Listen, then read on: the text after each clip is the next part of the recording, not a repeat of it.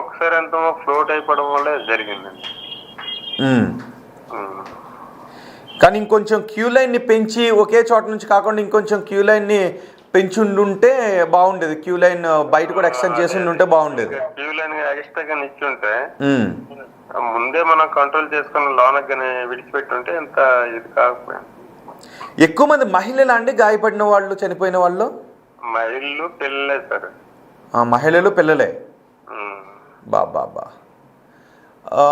ఎక్కువ ఎక్కడి నుంచి వచ్చారు అంతమంది జనం?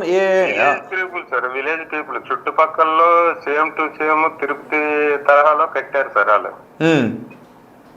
సేమ్ సెకండ్ తిరుపతి అనే పేరు కూడా ఉంది, మరి మీకు తెలిసిందే అది.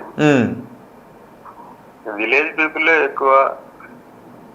చెక్కలి, పాతపట్నం, సారవకోట, మందస, సోంపేట, ఇచ్చాపురం ఈ ఏరియా నుండి వచ్చిన వాళ్ళు ఎక్కువ. సో భక్తులు క్రమశిక్షణగా ఉండకపోవడం వల్ల ఈ ప్రమాదం జరిగిందంటారు ఫైనల్గా మీరు?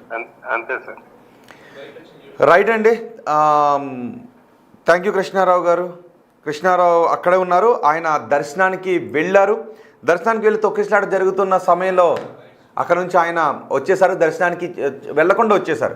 తొక్కిసలాట చోటు చేసుకోవడంతో ఆయన కూడా భయం వేసిందని చెప్తున్నారు. జనాలు ఎటంటే అటు పరుగులు తీశారు. సో దీనికి కారణం, ఈ ప్రమాదానికి కారణం ఒక్కటే, కొంత నిర్వహణ రాహిత్యం కనబడుతుందంటే ఎక్కువ మంది జనాలు వస్తారని ఊహించలేదు అంటున్నారు. చూడండి ఒకసారి, హరిముకుంద్ పాండా ఆ పెద్ద ఆయన ఉన్నారు కదా, ఆయనే ఈ ఆలయాన్ని నిర్మించింది. ఆయన ధార్మిక కార్యక్రమాలు చాలా విరివిగా చేస్తారు అని ఉంటుంటారు.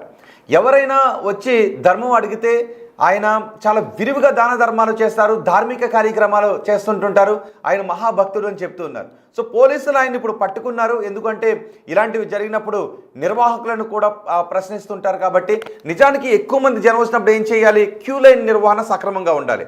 అంటే ఒకే చోట నుంచి భక్తులను పంపించడం కంటే క్యూ లైన్ ఎక్స్టెండ్ చేసి వేరే చోట నుంచి, అవసరమైతే ఒక మనం క్యూ లైన్ పెడతాం కదా, జిగ్జాగ్ క్యూ లైన్ పెడుతుంటుంటాం. 1 కిలోమీటరో కిలోమీటర్న్నరో క్యూ లైన్ వచ్చేలాగా మనం వరుసలు వేస్తుంటుంటాం. అన్ని ఆలయాలను కనబడుతుంటుంటాయి. సో ఇక్కడ కూడా ఈరోజు టెంపరీ క్యూ లైన్స్ని ఏర్పాటు చేసి ఉంటే భక్తులందరూ కూడా ఆ కింద క్యూ లైన్లో ఉండేవారు. సో ప్రమాదం జరిగి ఉండేది కాదు, తొక్కిసలాట జరిగి ఉండేది కాదు, ఒకే చోట భక్తులు గుమిగుడు ఉండేవారు కాదు. సో రెగ్యులర్గా ఎక్కడి నుంచి అయితే క్యూ ప్రారంభమవుతుందో ఈ రోజు కూడా అక్కడ నుంచే భక్తులను క్యూ లైన్లో పంపించారు. సో అక్కడికి జనం ఒక్కసారిగా వచ్చారు. క్యూ లైన్లో వెళ్ళే వాళ్ళు వెళ్తున్నారు మెట్లపై నుంచి, మళ్ళీ అదే క్యూ లైన్ రివర్స్ ఉంటుంది, తిరిగి వస్తుంటుంటారు. సరిగ్గా అక్కడ భక్తులు ఒకరినొకరు తోసుకోవడంతో తొక్కిసలాట చోటు చేసుకుంది. వెంటనే రైలింగ్ ఊడిపోయింది. ఆ పైనుంచి కింద పడిపోయారు. కింద పడిపోవడంతో వాళ్ళపైన మరికొంతమంది పడిపోయారు. అందులో చిన్నారులు చనిపోయారు, మహిళలు చనిపోయారు ఎక్కువ మంది, ఇంకా ఎంతో మంది గాయపడ్డారు. మృతుల సంఖ్య అంతకంతకు పెరుగుతూ ఉండడంతో ఆందోళన కలిగిస్తోంది. వెంటనే అక్కడ ఉన్న వారు, గాయపడిన వారందరినీ వెంటనే హాస్పిటల్కి తరలించారు. అక్కడికి వైద్య సిబ్బంది కూడా వచ్చారు. జిల్లా ఎస్పీ వచ్చారు, జిల్లా కలెక్టర్ వచ్చారు, మంత్రులు వచ్చారు, వైద్య సిబ్బందిని కూడా తీసుకొచ్చారు. చూడండి ఒకసారి, అదిగో ఆ మూడో బాక్స్లో కనిపిస్తున్నది జిల్లా కలెక్టర్ ఎస్పీకి సరిగ్గా ప్రమాదం ఎలా జరిగింది అనే దానిపై వివరిస్తున్నారు. ఒక్కసారి ఆ బయట విందాం. ఆ ప్రమాదం గురించి కలెక్టర్ అడుగుతున్నారు, ఇక్కడ ఎలా జరిగింది, ఏముంది, ఇక్కడ సరిగ్గా తొక్కిసలాట జరిగిన సమయంలో ఏముంది అని వివరిస్తున్నారు. ఒక్కసారి అది చూద్దాం, ఆ బయట చూద్దాం.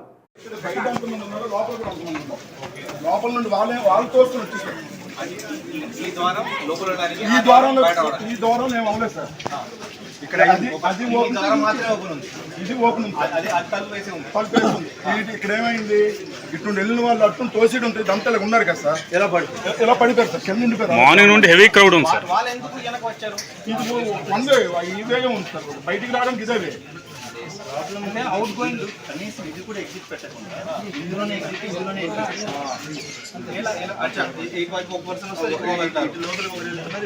ఈ జనం ఏం చేశారు, 2 వైపులు కూడా వెళ్ళి లోపలికి వెళ్ళడానికి చూసారు.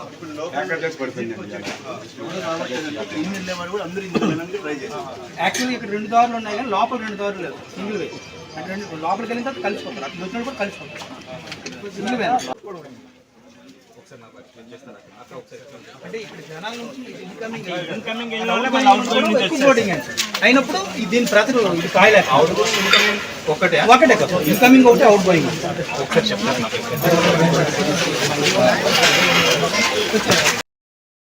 జిల్లా కలెక్టర్ ఎస్పీ అక్కడికి వచ్చి ప్రమాదం ఎలా జరిగింది అన్న విషయంపై ఆరా తీస్తున్నారు. అంతేకాదు మంత్రులు కూడా అక్కడికి వచ్చారు. మీరు చూడండి ఒకసారి, ఒక పెద్ద ఆయన్ని పోలీసులు తీసుకుని వెళ్తూ ఉన్నారు. ఆయనే హరిముకుంద్ పాండా. ఈ ఆలయాన్ని నిర్మించింది ఆయన. తిరుపతి వెళితే దర్శన సమయంలో దేవుణ్ణి సరిగ్గా చూడనివ్వలేదు అని అవమానం ఎదురైంది అని ఆయనే విశాలమైన స్థలంలో 5 ఎకరాల స్థలంలో ఒక పెద్ద ఆలయాన్ని నిర్మించారు. ఆయన ధార్మిక కార్యక్రమాలు విరివిగా చేస్తుంటుంటారు అని భక్తులు చెబుతూ ఉన్నారు. సో కానీ అక్కడికి వచ్చిన తర్వాత ఆ నిర్వహణ లోపం కొంత కనిపిస్తుంది. ఎందుకంటే ఆ స్థాయిలో భక్తులు వచ్చినప్పుడు క్యూ లైన్ ఎక్స్టెండ్ చేసి ఉండాల్సింది, బయట వరకు క్యూ లైన్ పెట్టి ఉండాల్సింది. కానీ ఒక్కసారిగా భక్తులు ఒకే చోట నుంచి వెళ్ళడంతో సహజంగానే మనకి భక్తుల్లో చాలా చోట్ల ఒక్కొక్క చోట్ల క్రమశిక్షణ రాహిత్యం కనబడుతూ ఉంటుంది. వెనుకొచ్చిన భక్తుడు ముందున్న భక్తుని తోస్తాడు.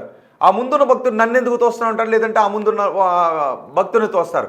ఇద్దరు కొట్టుకుంటూ ఉంటుంటారు. అక్కడ దేవుని మర్చిపోయి ఒకసారి ఇద్దరి మధ్య ఒక వాగ్వాదం చోటు చేసుకుంటూ ఉంటుంది. ఒకవేళ నిజానికి లైన్లో ముందున్న భక్తుడిని తోసుకోవద్దు. ఒకవేళ ఏదో పొరపాటును తోసుకుంటే సారీ అని దైవ సన్నిధిలో తప్పు నీది కాకపోయినా గొడవకు చోటు చేసుకోకుండా ఉండటం కోసం పోన్లే స్వామి అనో ఏదో సముదాయించే పరిస్థితి ఉండదు. ఎవరికి వల్ల నా తప్పు లేకుండా నన్ను అంటారా అని చెప్పి మాట అనుకుంటారు, వాగ్వాదాలు పెరుగుతుంటుంటాయి. ఇలాంటి పెరిగే ఘటనలు కూడా మనం చాలా సందర్భాలు చూసాం. అంతేకాదు నిర్వహణ లోపాలు ఉన్న సందర్భాలు చూసాం. గోడలు కూలిపోవడం లాంటి సందర్భాలు అటు మనం తిరుమలలో చూసాం, సింహాచలంలో చూసాం. ఇలా మనం చాలా చోట్ల లాంటి తొక్కిస్లాట్లు చోటు చేసుకుని చూసాం. శబరిమలలో కావచ్చు. ఇలా ధార్మిక కార్యకలాపాలు జరిగేటప్పుడు ప్రమాదాలు చోటు చేసుకున్న సందర్భాలు అనేకం ఉన్నాయి. భక్తులు ఎక్కువ సంఖ్యలో తరలి వచ్చేటప్పుడు. సో అక్కడ భక్తులు క్రమశిక్షణ రాహిత్యంతో ఉంటే ఎటువంటి ప్రమాదాలు చోటు చేసుకోవు. ఆ పెద్ద ఆయన అంటూ ఉన్నారు, నేను ఇంతమంది భక్తులు వస్తారని ఊహించలేదు, ఒక్కసారిగా భక్తులు వచ్చేశారు, ఈ వయసులో నేనేం చేస్తాను, నేనేం చేయగలను అని ఆ పెద్ద ఆయన ఆలయాన్ని నిర్మించిన ఆ పెద్ద ఆయన హరిముకుంద్ పాండా అంటూ ఉన్నారు. ఒకసారి సిదిరి అప్పలరాజు, మాజీ మంత్రి సిదిరి అప్పలరాజు కూడా అక్కడికి వచ్చే సహాయక కార్యక్రమాల్లో పాల్గొన్నారు. ఆయన కూడా మాట్లాడారు. సిదిరి అప్పలరాజు ఏమన్నారో చూద్దాం. సార్ మీరు ఒక డాక్టర్గా ఇక్కడికి వచ్చి ఎవరికైనా వైద్యం అందించారా సార్? ఇప్పుడు స్పాట్లో సిపిఆర్ చేశాను. ఎంతమంది చేస్తుంటారు సార్? వాళ్ళు గ్యాస్ట్రిక్ స్టేజ్లో ఉన్నారు. సిపిఆర్ చేస్తే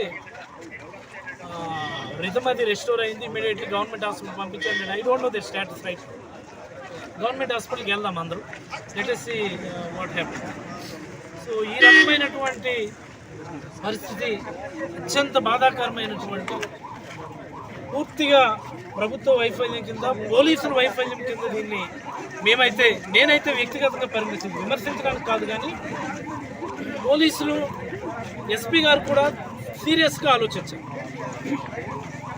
ఈ జిల్లాలో ఏం జరుగుతుంది, పోలీసులు జాబ్ చార్ట్ ప్రకారం రెస్పాండ్ అయిన పరిస్థితి ఉందా, లేకపోతే ఓన్లీ పొలిటికల్ వర్కే చేస్తున్నారు అనే దాన్ని ఒకసారి ఆయన రివ్యూ చేసుకోవాల్సినటువంటి అవసరం.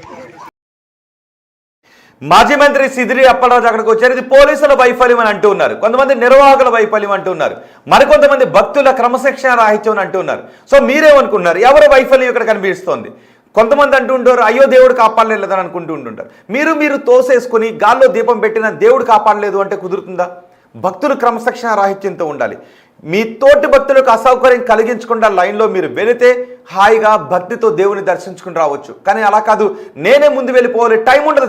కొంతమంది భక్తులకు టైం ఉండదు, త్వరగా దేవుని దర్శించుకుని వచ్చి మిగతా పనులు చూసుకోవాలి.